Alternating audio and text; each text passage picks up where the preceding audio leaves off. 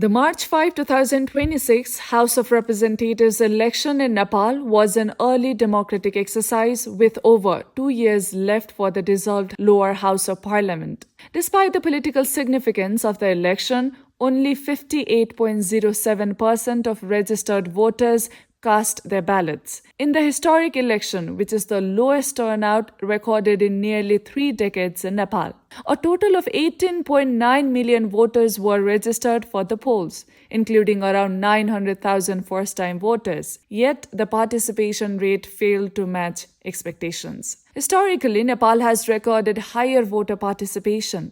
In 1991, voter turnout stood at 65%, followed by 61% in 1994. The 2013 Constituent Assembly saw an encouraging 78.34% turnout, while the 2017 general election recorded 68% voter turnout, and the last 2022 parliamentary elections saw 61% turnout. The Election Commission, that claims to have gone extra miles to facilitate voting, does not have an answer to the question. The voter registration deadline was extended. The system was further digitized and 168 more polling stations were added compared to the previous federal election. But officials speculate two major factors could have contributed to the low turnout. One, a large number of registered Nepali voters living abroad and growing public frustration with politics. There is very peaceful and enthusiastic voting participation of all voters. However, about the turnout of voting, this is not so satisfactory. However, this is not because of the role of Election Commission Nepal.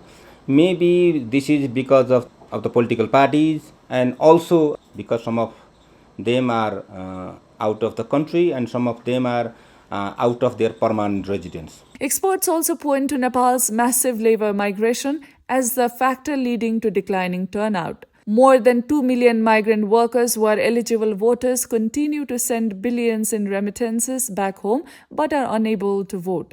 Many citizens feel that despite participating in repeated elections, they have not seen meaningful improvements in their daily lives. With the House of Representatives election only crossing the minimum turnout threshold of 50% to become legitimate, experts warn this could be a serious dent in democratic practice.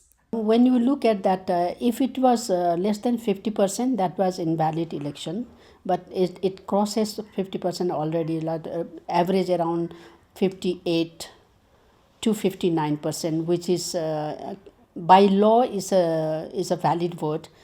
According to the Election Commission, despite exploring options such as out-of-constituency voting and overseas voting, serious legal and logistic hurdles along with the lack of political will made it impossible to materialize the agenda. As Nepal moves forward after yet another election, the challenge now is not only conducting polls, but re-energizing voters' confidence to ensure that more citizens feel their vote truly matters. Diksha Awasthi with camera person Samir Thapa reporting for NTV World.